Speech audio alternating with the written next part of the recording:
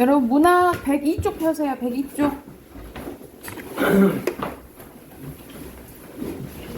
뒷문 안 해요? 네? 뒷문. 오늘은 문학이랑 문법 하려고요. 어저께 문법을 못 해가지고. 우리 하율이 하고 싶은 말이 있는데 왜 못해? 문법 하지 말자고? 안 돼. 어저께 문법을 안 했어. 해야 돼. 해야 돼. 자, 여기서는 소재와 배경에 대해서 나오는데 먼저 소재의 개념 나오네요. 그쵸? 이쪽이에요. 102쪽이요. 근데 오늘 왜 안경을 또 안 갖고 왔어요? 저 안경이 없어요. 맞추러 가야겠구만. 안경 맨날 차면 안 써갖고 잃어버려요. 그러니까 쓰고 다녀요. 자, 소재는 작가가 의도한 바를 나타내기 위해 선택한 작품의 재료라고 생각을 하시면 돼요. 그래서 소재는 인물의 상황이나 심리, 소설의 전체적인 주제, 분위기와 연관된다라고 보시면 됩니다. 그래서 소재가 어떤 이제 역할을 하는지 밑에 총 5가지 나와 있거든요. 기능인데 첫 번째 기능은 이 소재가 인물들 간의 갈등을 유발하거나 해소도 시켜줄 수 있다는 거죠. 그래서 대표적인 예시가 밑에 동백꽃이 나와 있는데 여러분 동백꽃 이야기 알잖아요. 그치? 나와 점순이의 갈등이 나와 있는 거죠. 그래서 특히 이 닭싸움이라는 소재가 갈등을 이제 유발하고 또 이것 때문에 이제 마지막에 갈등도 해소된다라고 생각하시면 되겠죠. 이런 식으로 인물 간의 갈등을 유발하거나 해소하는 역할을 소재가 할 수 있고, 두 번째는 인물의 성격을 드러내거나 심리를 표현할 수도 있고요. 세 번째, 다음에 이어질 사건을 암시하거나 주제를 상징하기도 합니다. 그래서 밑에 또 예시에는 뭐가 나와 있냐면 소나기가 이제 나와 있는데 소나기에서 소나기를 내리는 먹장구름이 위에 와 있다. 그래서 곧 소나기가 오겠다라는 것을 알려주는 거죠. 그렇죠? 전체적인 좀 분위기도 나타내준다라고 생각하시면 되고, 장면을 전환을 하거나 새로운 분위기를 조성할 수도 있고요. 여러 장면을 자연스럽게 이어준 역할도 합니다. 그게 여기 밑에서 예시에는 회중시계가 그 역할을 하는데 여기서는 껍빛단니의 일부분이에요. 여러분 껍빛단니 알지? 기억나나요? 네. 그래서 껍빛단니는 캡틴 이인국을 얘기하는 거죠. 그렇죠? 이인국 박사가 요리 붙었다 저리 붙었다 했다라고 했잖아. 그 시대의 변화에 따라서. 그래서 강한 사람한테 계속 붙죠. 그렇죠? 그런 면모를 무슨 사람이라고 했지? 박쥐 같은 사람? 뭐 그럴 수도 있는데 기회주의자라고 해요. 그래서 이런 기회주의자적인 면모를 비판하는 소설인데 그 중에서 이인국이 갖고 있는 회중시계가 있어요. 그러면서 과거를 회상하거든요. 그래서 장면을 자연스럽게 이어주는 역할을 하는 게 소재다라고 생각을 하시면 됩니다. 오른쪽에 개념 연습하기 봐볼게. 빈칸 넣는 거 나오네요. 자, 첫 번째, 소재는 작품의 전체적인 뭐를 형성할까요? 연관성, 분위기. 그리고 소재는 인물 간에 뭐를 유발하거나 해소한다 했죠? 갈등, 그렇지. 그리고 이어질 무엇을 암시해요? 사건. 그리고 전체적인 뭐를 상징? 주제를 상징하기도 한다라고 보시면 됩니다. 밑에는 황석영의 산포 가는 길의 일부분인데요. 이 산포는 가상의 지역입니다. 자, 고향이 어딘데 산포라고 아십니까? 알지? 우리 아드님이 거기서 도작 끄는데 산포에서요? 거 어디 공사 버릴 때에다 됩니까? 고작해야지. 고기잡이나 감잡이 있는 데인데요. 몇 년 만에 가는 거요? 10년 만에 갑니다. 라고 하니까 노인이 그렇겠다면 고개를 끄덕였다. 말도 마오. 거긴 지금 육지야. 바닥에 방뚝 쌓아놓고 추럭이 몇십 대 돌을 실어 나른다고. 뭐 때문에요? 랜드라나 뭐 관광 호텔을 여러 채 짓는다면서 복잡하게 말할 데가 없대. 동네는 그대로 있을까요? 그대로가 뭐요? 맨 천지에 공사판 사람들이다가 장까지 들어섰는 걸. 그럼 나룻배도 없어졌겠는데요? 바다 위에 신장로가 났는데 나룻배에 뭐 했소? 사람이 많아지는 병고지. 사람이 많아지면 하늘을 잇는 법이거든. 하늘을 잇는다라는 것은 이런 자연 순리를 생각해 안 한다는 거죠. 그쵸? 그래서 이렇게 변해가는 것에 대해서 이 노인은 조금 부정적으로 생각하는 거지. 작정하고 벼르다가 찾아가는 고향이었으나 이 정씨에게는 이 풍문마저 낯설었는데 옆에서 잠자코 듣고 있던 영다리가 잘 됐군. 거기서 공사판 일이나 잡읍시다. 그때 기차가 도착했대. 그런데 정씨는 발걸음이 내키지 않았대. 왜냐면 자기가 생각했던 고향의 모습이야? 아니잖아. 그치? 그래서 마음의 정처를 잃어버렸던 때문이었다라는 거죠. 이 마음의 정처가 어디였어? 고향 삼포였는데 삼포가 변했던 거지. 그치? 어느 결의 정씨는 영다리와 똑같은 입장이 되어버렸다라는 거죠. 어디 갈 곳을 없이 그런 이제 불황자가 돼버린 거지. 그래서 마지막에 이렇게 끝나게 됩니다. 기차가 눈발을 날리는 어두운 들판을 향해서 달려나갔대. 눈발도 보통 긍정적인 건 아니죠. 그쵸? 그리고 어두운도. 그래서 두 사람의 앞날이 그렇게 밝을 것 같지는 않을 것 같다라고 하면서 암시하면서 끝나는 소설이라고 보시면 돼요. 밑에는 OX 문제가 나와 있네. 가상의 지명을 통해서 하층민이 고된 삶에서 벗어나 마음의 안식처인 고향을 찾아가는 길, 그리고 이쪽에는 결국 가지는 못 차지. 그치? 그리고 산업화 진행 중이죠. 두 사람은 삼포의 모습에 기대하고 있어요. 변한 삼포에. 오히려 실망하고 있지. 그치? X입니다. 자, 뒤로 넘기면 소재에 이어서 배경의 개념과 또 기능 나와요. 자, 배경은 문학작품에서 인물이 활동하고 사건이 일어나는 시대적, 사회적 환경이나 장소를 얘기하는데요. 독자는 배경을 통해서 인물의 심리, 사건 전개 방향을 파악할 수 있고 작가는 작품의 현실성과 분위기를 조성할 수 있다. 분위기를 말 그대로 만들 수 있다 라고 보시면 돼요. 자, 종류는 밑에 총 4가지 나와 있잖아요. 그치? 근데 여러분 이거는 다 알 필요는 없고 한 2가지만 알고 계시면 돼요. 첫 번째, 자연적 배경입니다. 자연적 배경은 우리가 흔히 말하는 시간과 장소 있죠. 시간과 장소를 묶어서 자연적 배경이라고 해요. 그래서 자연 상태 그대로의 환경이나 생활 환경을 포함한다라고 보시면 되고, 심리적 배경은 보통 심리소설에서 많이 나오거든요. 근데 심리소설이 막 흔하진 않잖아. 그치? 그래서 인물의 심리 상황이나 인물의 독특한 내면 세계, 사건 전개보다는 인물의 심리를 중심으로 이야기 전개하는 소설이 등장하는데 이것까지는 알 필요 없고, 우리가 소설 보다 보면 보통 특정 시기가 많이 나오잖아. 예를 들어서 일제강점기라든지 6.25 전쟁 때라든지 아니면 산업화 도시화될 때가 많이 나오잖아요. 이런 특정 배경이 나오면 사회적 배경이라고 해요. 인물이 활동하는 시대적 배경이나 역사적 상황, 그리고 정치, 종교, 문화 계층 등 다양한 사회적 문제가 포함되는 배경을 사회적 배경이라고 합니다. 그래서 여러분이 알아둬야 될 거는 이 2가지 알아두시면 돼요. 배경 하면은 배경이 좀 크게 자연적 배경이랑 뭐 알아두시면 돼요? 사회적 배경 알아두시면 될 것 같아요. 뭐 상황적 배경 이런 것까지 안 할 필요 없고 이 2가지 알아두시면 되고, 밑으로 내려가서 또 기능 봐볼게요. 어떤 역할을 하냐. 배경은 작품에 사실감을 부여를 합니다. 밑에 예시 보면 일청전쟁이라는 게 실제로 일어났던 거잖아. 그치? 이런 것들을, 그리고 평양도 실제로 있는 지역이죠. 그쵸? 이런 것들을 언급함으로써 현실감, 진짜 여기 그런 게 일어났나 보다 라는 사실감을 부여해 준다라고 생각하시면 되고, 전반적인 분위기를 형성할 수도 있고요. 밑에는 메밀꽃 필무렵이 일부분이 나와 있는데 여러분 그 타자 연습할 때 많이 봤죠. 그쵸? 그 일부분이 나와서 이 메밀꽃이 막 그 핀 풍경을 잘 묘사한 소설이거든요. 그래서 되게 로맨틱한 분위기, 서정적이고 낭만적인 분위기를 형성한다라고 생각하시면 되고, 인물의 심리 그리고 사건의 전개 방향을 암시하기도 합니다.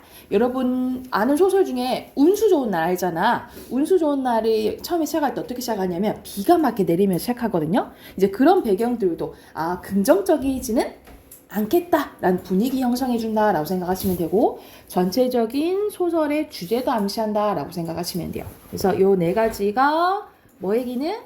배경의 기능이라고 기억을 해두시면 되고요. 오른쪽에 너무 쉽네. 그치? 바로 연결하시면 되겠죠. 공간적 배경, 심리적 배경, 사회적 배경이죠. 이렇게 보시면 되고요. 밑에는 이태준의 달밤이라는 작품인데 이건 여러분 고등 과정에서 많이 나오는 작품이에요. 그리고 이제 마지막에 이것도 마지막 결말 부분인데 결말 부분에 이제 역할을 묻는 문제가 서술형으로 좀 잘 나오는 소설이라고 생각하시면 돼요. 자, 앞부분 줄거리 봐볼게. 나는 성북동으로 이사를 와서 우둔하고 천진스러운 모습의 황수건이라는 사람을 만나게 됩니다. 나는 황수건과 이야기를 나누면서 그가 신문 보조 배달부라는 것을 알게 되는데 나는 아무것도 아닌 것을 가지고 열심히 이야기하는 황수건을 보면 기분이 좋아집니다. 황수건은 신문 원배달이 되는 것이 소원이라고 하는데 근데 보조 배달부 자리까지 뺏긴 그를 보고 나는 참외장사라고 하라며 3원을 대줘요. 이 돈 단위를 보고 좀 옛날인 거 알 수 있겠지, 그치? 일제때라고 생각하시면 되고. 그러나 참외는 장마가 들어 미천을 까먹었고 안에마저 달아났다는 황수건의 소문을 듣게 됩니다. 어느 날 황수건이 포도를 들고 찾아오게 돼요. 근데 사실 그 포도는 훔친 거였어. 나는 수건이가 포도원에서 포도를 훔친 것을 직감했다. 쫓아나가서 매를 말리고 왜냐면 그 포도 주인이 막 쫓아왔거든요. 그래서 그 매를 말리고 포도값을 물어줬대. 포도값을 물어주고 보니 수건은 어느 팀에 사라지고 보이지 않았다. 나는 그 5송이의 포도를 탁자 위에 얹어놓고 오래 바라보며 아껴 먹었는데 그의 은근한 순정의 열매를 먹는 듯한 말 그대로 뭐가 느껴진 거야? 이 수건의 마음이 느껴진 것도 왜냐면 고마워서 포도를 훔쳐서라도 주고 싶었던 거잖아요. 그치? 여기서 비유한 말이라고 보시면 돼요. 하나를 가지고도 오래 입안을 굴려보며 먹었대. 어제다 문 안에 들어갔다 늦어서 나오는데 불빛 없는 성북동 공간은 성북동이죠. 길 위에 밝은 달빛이 또 시간적 배경은 달밤이에요.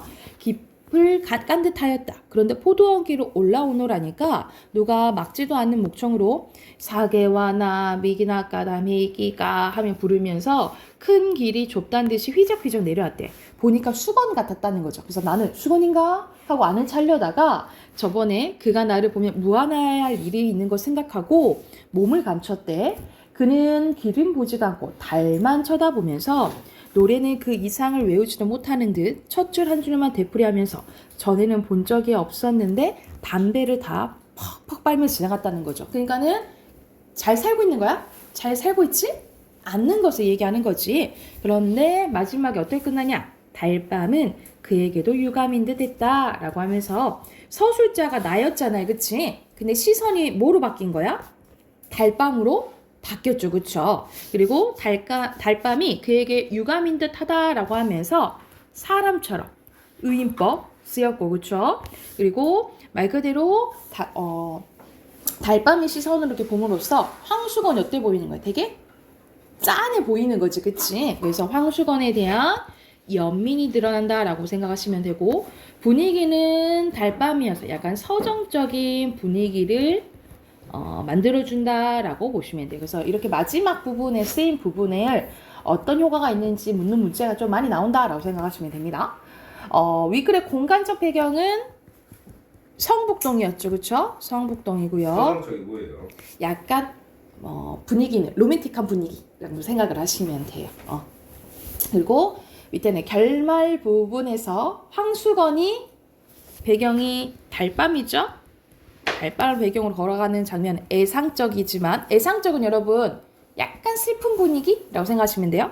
서정적인 분위기를 만들고요. 이를 통해 사회적 약자에 대한 어떤 시선이 느껴진다 했지?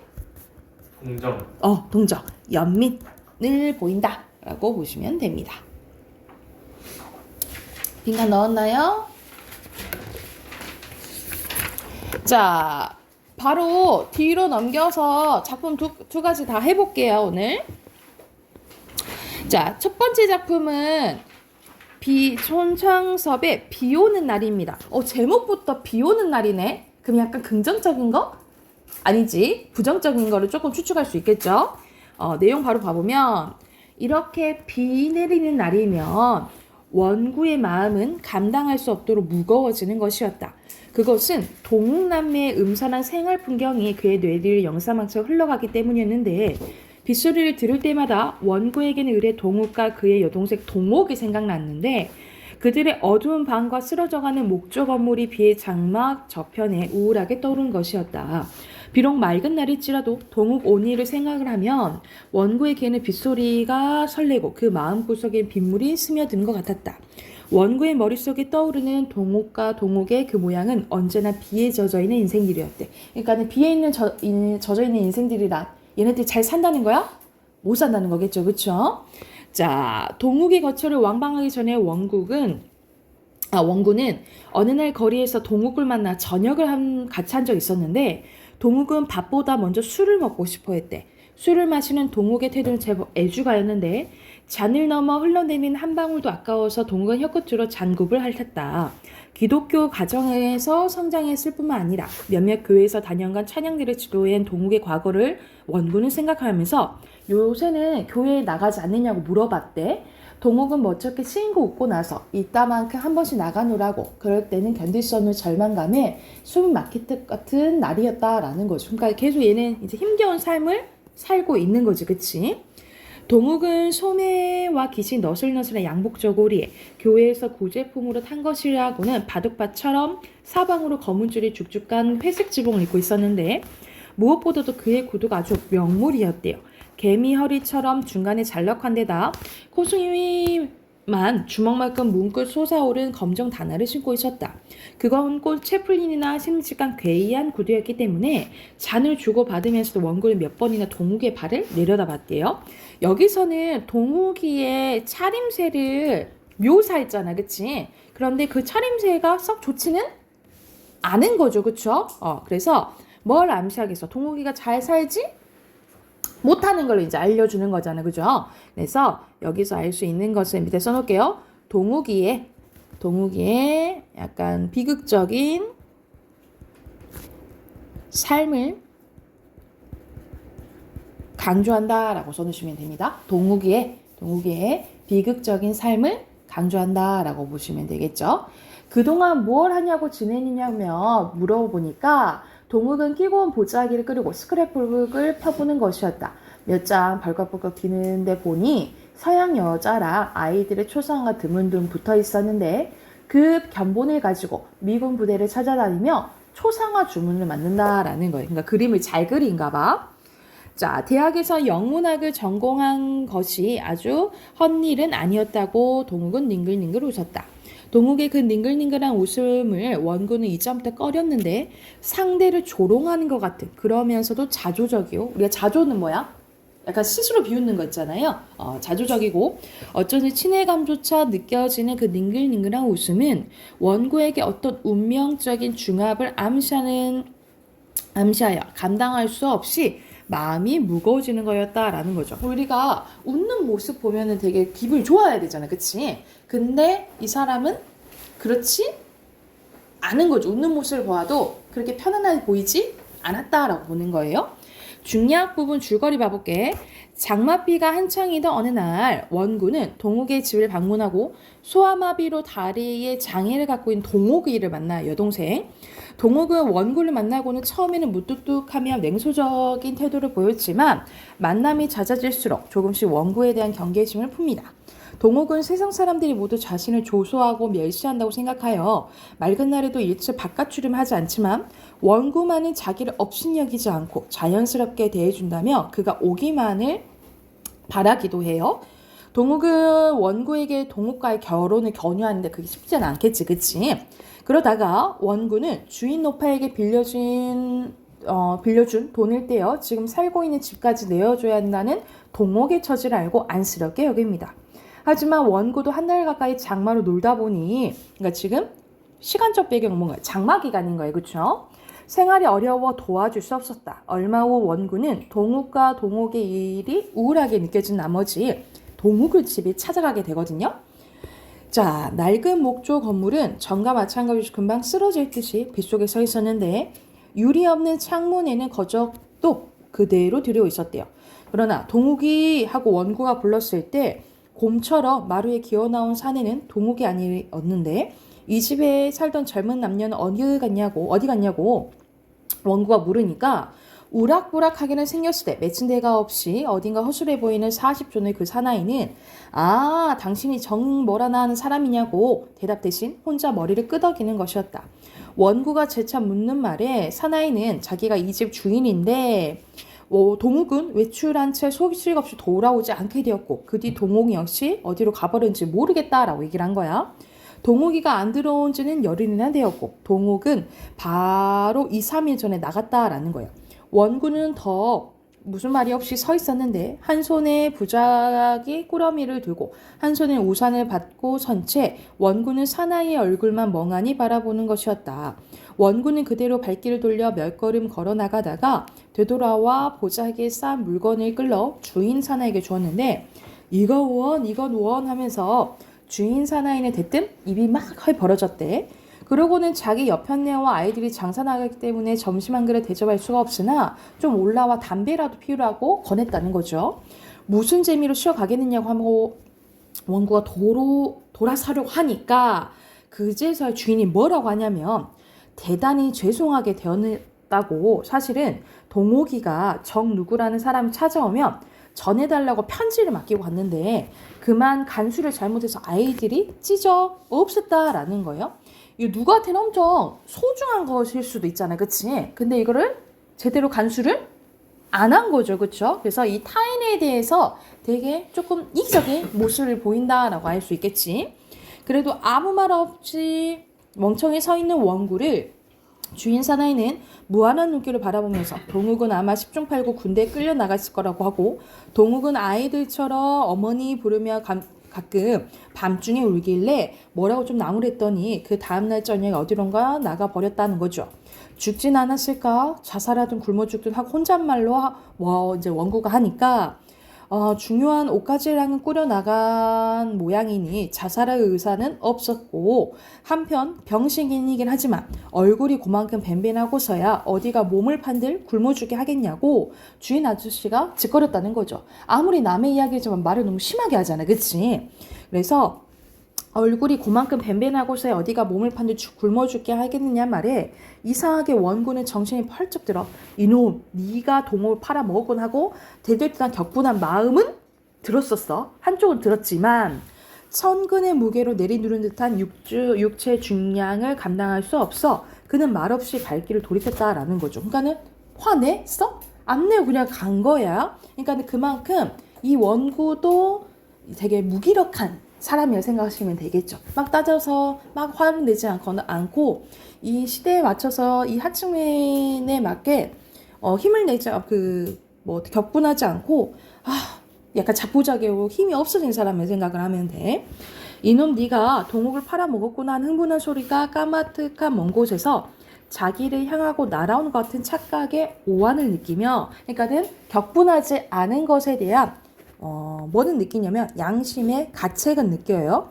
양심의 가책을 느끼면서 원구는 호박 넝쿨 우거진 밭두둑 길을 앓고 난 사람 모양 허전거린 다리로 그냥 걸어 나갔다라는 거죠. 그래서 여기서는 사실 배경이 직접적으로 나오진 않는데 6.25 전쟁 때거든요. 그래서 이 전후 소설이라고 보면 되는데 이 전쟁 후에 되게 무기력한 사람들에 대해서 이야기한 소설이라고 생각을 하시면 돼요. 주제 써놓으면 주제 써놓을게요. 주제는 전쟁으로 인한 인간의 무기력하고 비참한 삶에 대해서 무기력하고 사는 거예요. 비참한 삶에 대해서 이야기한 소설입니다. 뒤에 옆에 세 문제 있죠? 옆에 세 문제 바로 풀어보세요.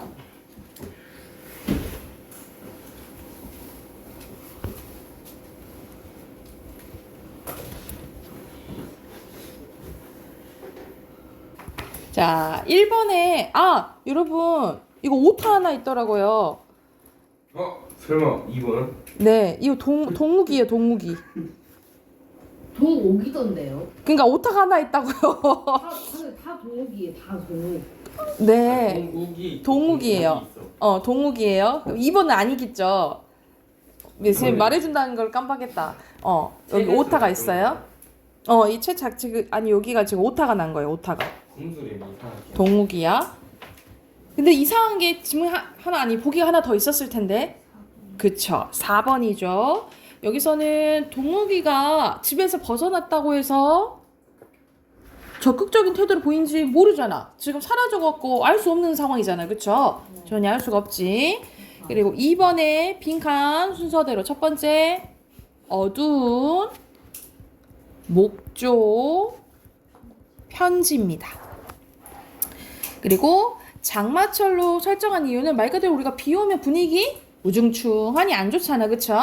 그래서 그런 느낌을 쓰시면 돼요. 비에 눅눅한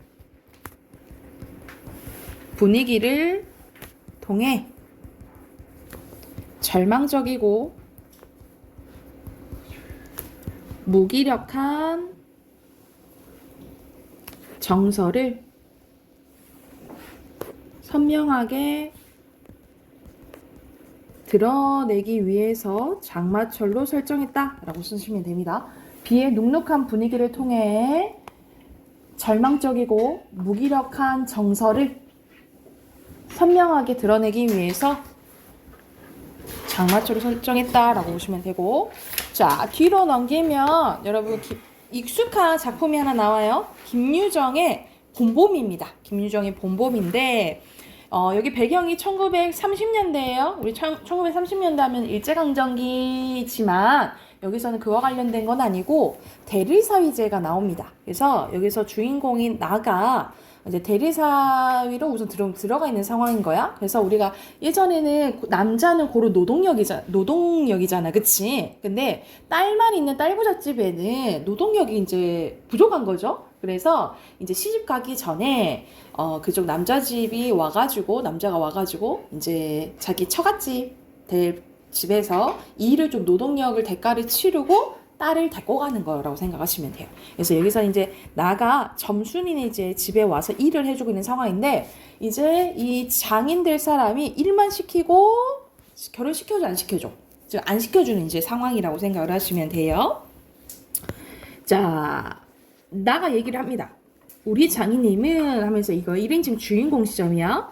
약이 오르면 이렇게 손버릇이 아주 못됐다. 또 사회에게 이 자식 저 자식 하는 이놈의 장인은 또 어디 있느냐. 오죽해야 우리 동네에서 누굴 물러나고 그에게 욕을 안 먹는 사람 명의자를 다 한다. 그만큼 아이들까지도 그를 돌라세 놓고 욕필이, 이름이 봉필이어서 욕필이라고 한다는 거죠.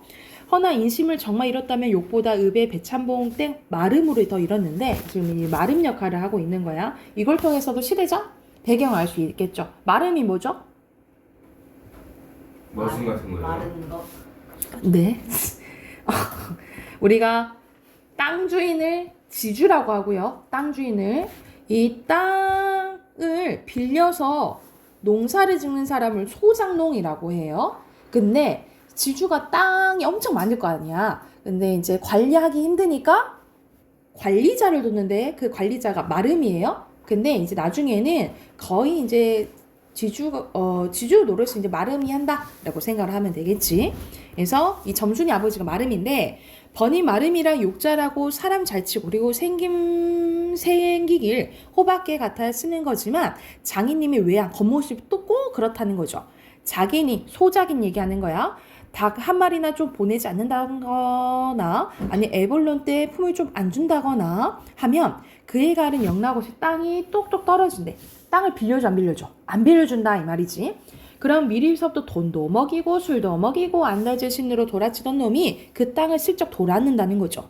이 바람에 장인님 집 빈 외양간에는 눈간 커다란 황소한 놈이 절로 엉금엉금 기어들어가고 동네 사람들은 그 욕 다 먹어가면서도 굽신굽신 거린다라는 거야.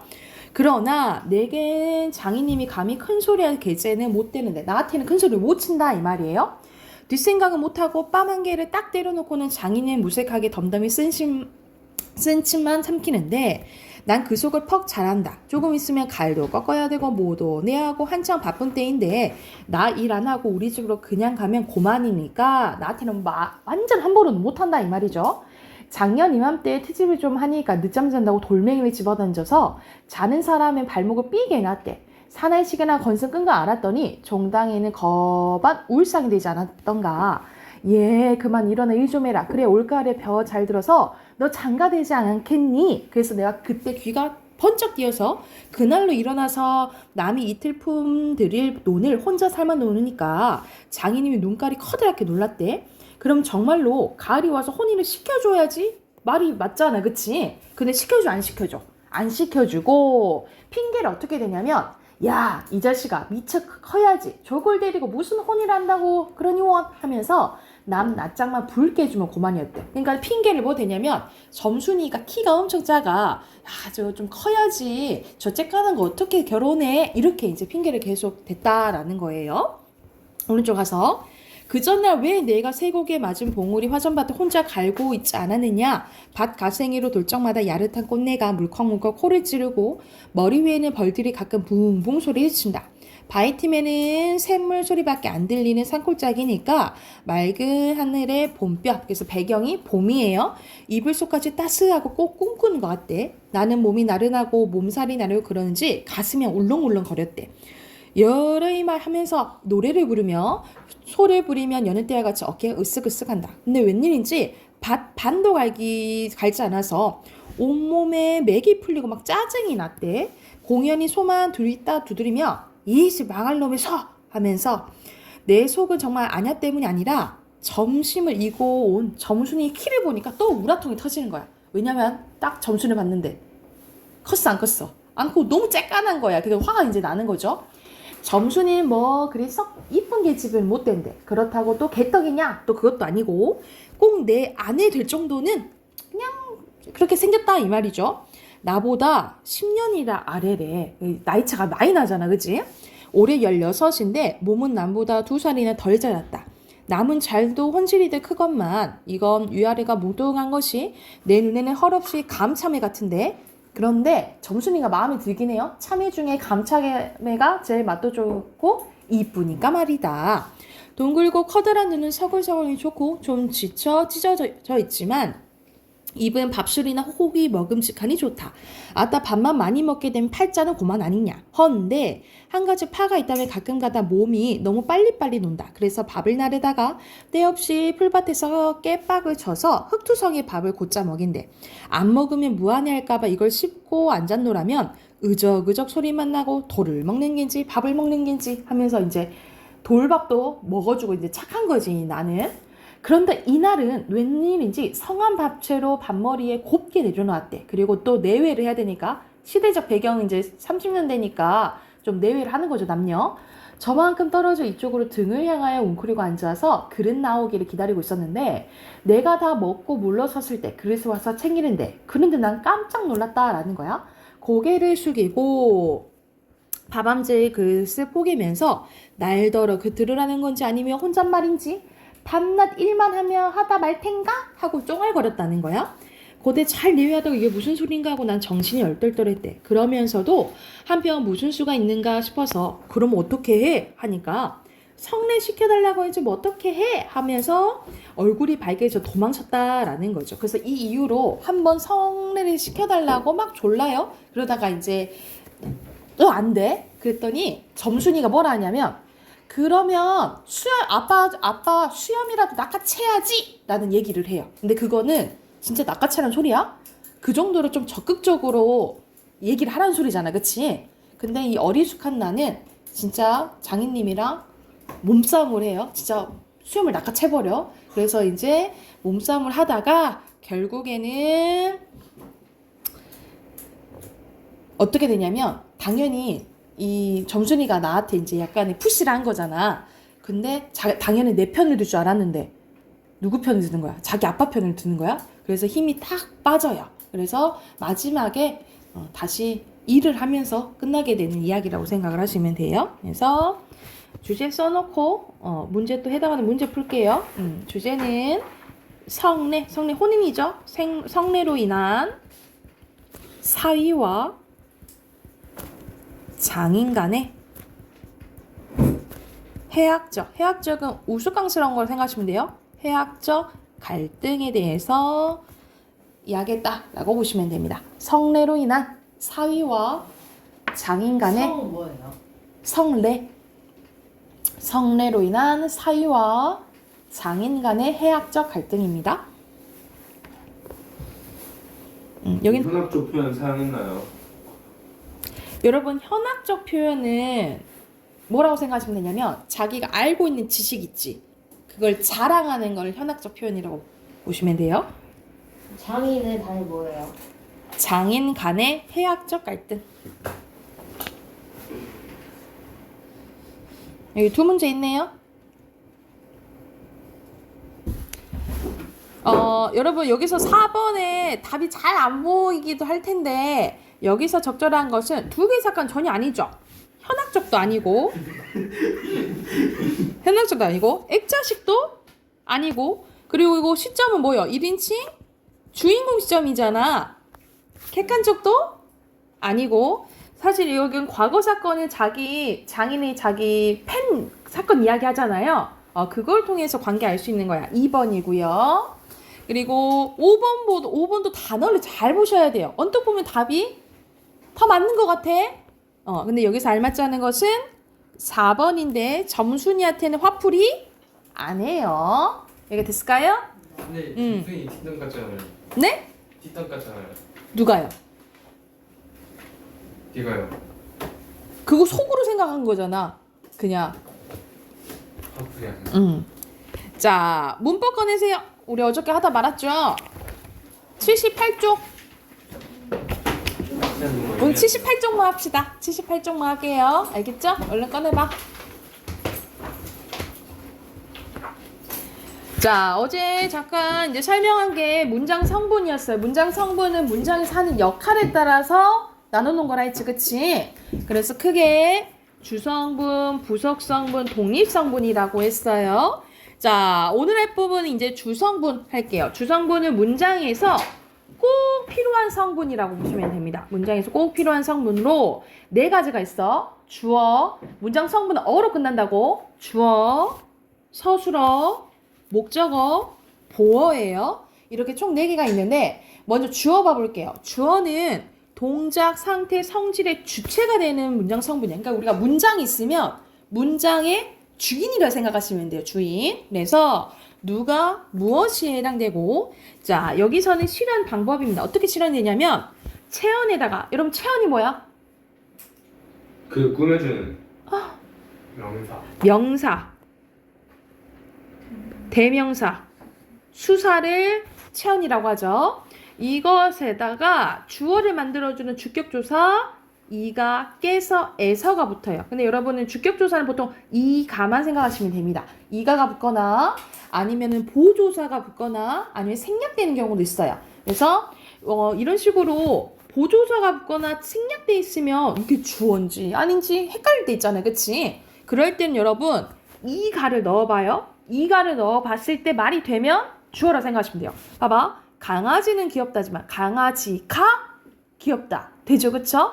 그러면 얘가 주어구나 이렇게 보시면 됩니다. 그래서 문장에서 이 주인 역할을 하는 게 뭐다고? 주어라고 보시면 되고 이 주어가 어떤 행동을 하는지 어떤 상태인지 설명해 주는 것을 뭐라고 해요? 서술어라고 해요. 이 서술어에는 여러분 3가지가 올 수 있어요. 어찌하다, 어떠하다, 무엇이다. 여러분 어찌하다라는 건 뭐야? 행동이지, 그치? 동작이지? 그러면 품사가 뭐가 와야 되겠어요? 품사가? 동사가 와야겠지, 그치? 그리고 어떠하다는 상태나 성질이잖아. 형용사가 와야 된다는 거죠. 그리고 무엇이다, 이다를 뭐라 부르죠? 서술격 조사라고 부르지, 그치? 그래서 이게 중요해. 서술어에는 3가지가 올 수 있다고. 뭐요?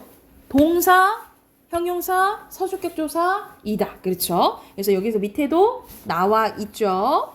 그리고 목적어입니다. 목적어는 서술어의 동작 대상이라고 보시면 돼요. 태성이가 먹었어. 근데 부족하지? 뭐가 필요해?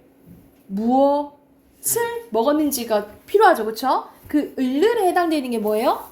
목적어라고 보시면 돼요. 그래서 목적격 조사에는 뭐가 있어요? 을, 를이라고 보시면 됩니다. 그래서 이것도 마찬가지야. 보조사가 붙거나 생략돼 있을 때 을를 넣어보세요. 을을 넣어봤을 때 말이 되면 목적어인 거야. 봐봐. 우리 차도 마실까? 차를 마실까? 되잖아. 그치? 그래서 을을 넣어봤을 때 말이 되는 목적어라고 생각하시면 되고, 보어입니다. 보어는 보충해주는 말을 생각하면 돼. 주어와 서술어만으로 완전하지 못한 문장에서 그 불완전한 곳을 보충하는 문장 성분으로 서술어 되다 아니다 앞에서만 보어라고 생각하시면 돼요. 예시로 가볼게. 예은이는 되었대. 이렇게 부족하지, 그치? 무엇이 되었는지를 써야겠죠? 이게 보어야. 그가 아니대. 무엇이 아닌 거를 봐야겠죠? 요게 보어라고 생각하시면 돼요. 그래서 어디 앞에서만 되다, 아니다, 앞에서 이 가가 붙은 게 보어라고 생각하시면 돼요. 어디 앞에서만?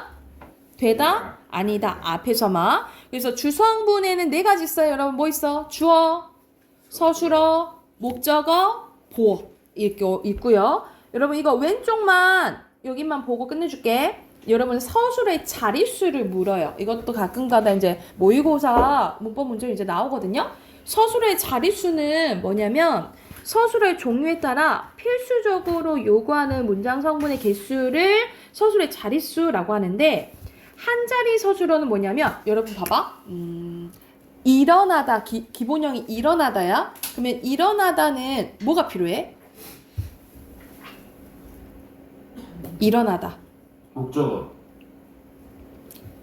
윤찬이가 일어나다. 이렇게 필요하죠. 그쵸? 그럼 뭐가 필요해?